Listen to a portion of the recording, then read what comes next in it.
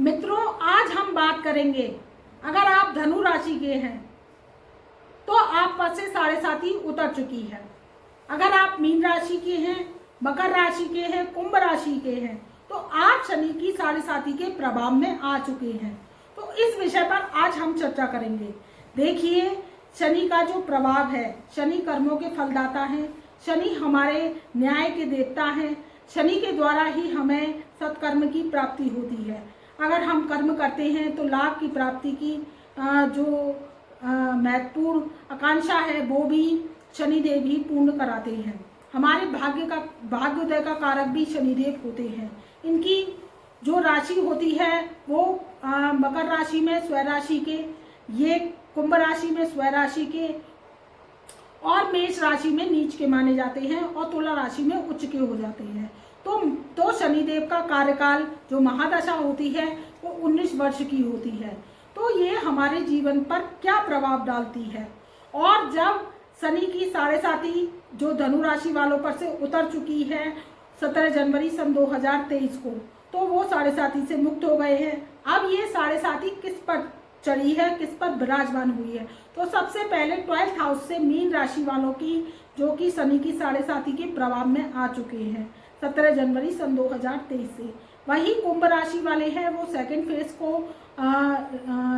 Phase को है वो भोग रहे हैं।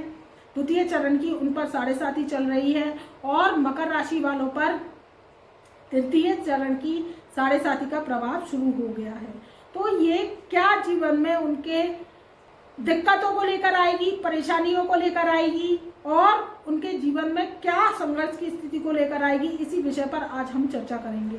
देखिए, जो साढ़े साती होती है उसे हम शुभ नहीं मानते हैं। संघर्ष की स्थिति को बढ़ा देती है, रुपये पैसे की जो तंगी होती है उसको बढ़ा देती है और चंद्रमा के फ्लो को कम कर देती है। चंद्रमा हमारा पैसा होता है, हमारी माता होती है और हमारे जीवन का आधार होता है। अगर चंद्रमा की पोजीशन अच्छी होती है तो हमारे पास रुपये पैसे दौलत की कभी कमी नहीं होती, क्योंकि चंद्रमा के जरिए ही हमारे पास पैसा आता है और सेविंग्स जो है वो और ग्रह करवाती हैं।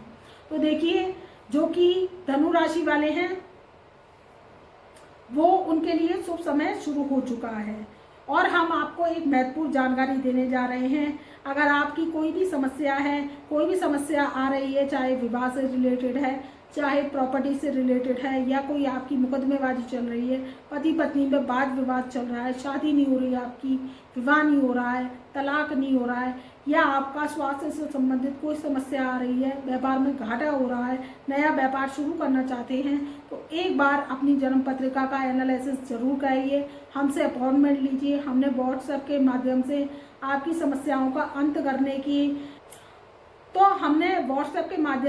समस्याओं का अंत करना शुरू कर दिया है। आप व्हाट्सएप नंबर हमारे डिस्क्रिप्शन में जाकर ले सकते हैं और उससे जुड़ सकते हैं, अपनी समस्याओं का अंत करा सकते हैं। अपने परिवार में, रिश्तेदारों में भी अब हमारे व्हाट्सएप नंबर को शेयर कर सकते हैं, जिससे आपकी समस्याओं का अंत तो होगा ही, उनकी भी समस्याओं का अंत हो सके। तो मित्रों, बात कर रहे हैं कि जब साढ़े साती धनु राशि वालों पर से उतर गई तो उनके लिए बहुत ही अच्छे युग का आरंभ हो गया है। शनिदेव अब उन पर धन वर्षा करेंगे, कुटुंब में स्थिति अच्छी बनाएंगे और उनके जीवन से समस्याओं का अंत करेंगे। मुकदमेबाजी चली आ रही है तो मुकदमे का भी अंत होगा। पति पत्नी में सुलह होगी, विवाह नहीं हो रहा है, विवाह हो जाएगा। उनके जीवन से सारी समस्याओं का अंत हो जाएगा। 2023 से 29 मार्च 2025 तक का आपके लिए, धनु राशि वालों के लिए गोल्डन टाइम पीरियड लेकर आए हैं शनिदेव, क्योंकि यहाँ पर ये कुंभ राशि में 2.5 साल तक विराजमान रहेंगे। अब बात कर लेते हैं मीन राशि की। मीन राशि वालों के जीवन में 17 जनवरी सन 2023 से साढ़े साती का प्रभाव आ चुका है, तो आपको सतर्क रहने की जरूरत है। देखिए, शनि है, न्याय के देवता हैं। कहीं ना कहीं हमसे जो कर्म है जाने अनजाने में गलत हो जाते हैं, नुकसान के योग बन जाते हैं, तो वहाँ पर शनि हम पर निगाह रखते हैं। साढ़े साती ढैया के प्रभाव में आते हैं हम लोग और महादशा के प्रभाव में आते हैं, तो क्या होता है, वो परीक्षा लेने आते हैं। आपकी परीक्षा शुरू हो चुकी है अगर आप मीन राशि के हैं, और आपकी 12th हाउस से जो साढ़े साती लगी है वो आपके खर्चों को बढ़ाएगी, आपका स्वास्थ्य एकदम से प्रभावित कर देगी। आप देखेंगे कि अचानक से आप बीमार पड़ गए हॉस्पिटलों के चक्कर लगने लगे, आपको समझ नहीं आ रहा कि हम तो स्वस्थ थे और हमारा जो खर्चा है वो हॉस्पिटल में खर्च होने लगा। आपके जो अकस्मात विदेश यात्रा के योग बन जाएंगे और आप क्या करेंगे, उस पर धन खर्च कराएंगे, कहीं कोई महंगा सामान ले आएंगे, तो क्या होगा, आपके खर्चे तो बढ़ेंगे और आमदनी होगी कम।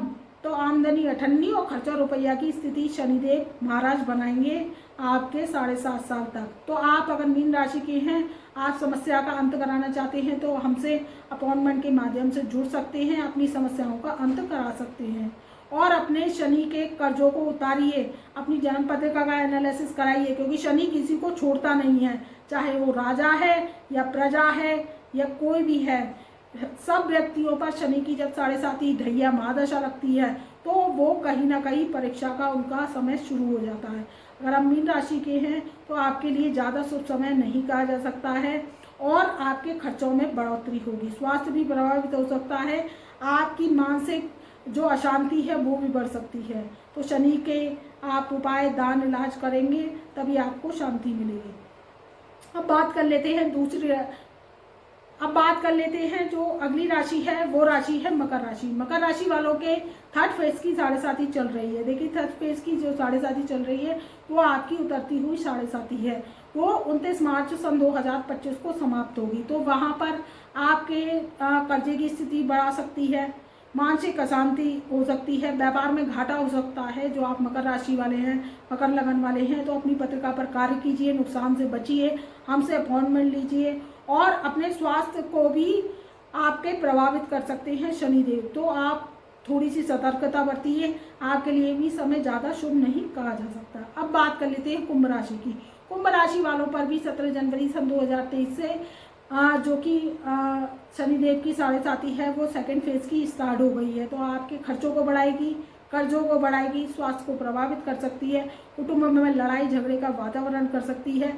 इससे बचने के लिए आपको शनि के दान परहेज करने चाहिए। देखिए यूट्यूब पर सारे दान परहेज आते हैं, लेकिन आप कोई भी दान परहेज आसानी से कर लेते हैं, ऐसा मत कीजिए, अपने जीवन से खिलवाड़ मत कीजिए। आपको हम बताएंगे कि कौन सा दान करना चाहिए या कौन सा दान नहीं करना चाहिए। अब आपको शनिदेव कुछ और ग्रह देने आए हैं और आपने उसके दान कर दिए, तो वहाँ क्या हुआ कि शनि की पोजीशन तो खराब हो ही जाएगी और ग्रहों की, जैसे बुध है, गुरु है, चंद्रमा है और कोई भी सूर्य है, उनकी ग्रह की पोजीशन खराब होने लगती है। अगर आप कोई दान करते हैं तो अपने मन से दान पुण्य मत कीजिए, पत्रिका का एनालिसिस कराइए, पत्रिका पर कार्य कीजिए। हम आपको बताएंगे कि आपको क्या दान करना चाहिए, क्या दान नहीं करना चाहिए, तभी आपकी समस्याओं का अंत हो पाएगा। तो मित्रों, ये था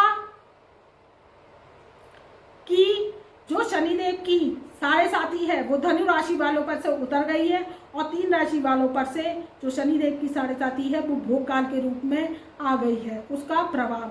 तो मित्रों, मैं अपनी वाणी को यहीं विराम देती हूँ। तब तक के लिए मेरा प्यार भरा नमस्कार।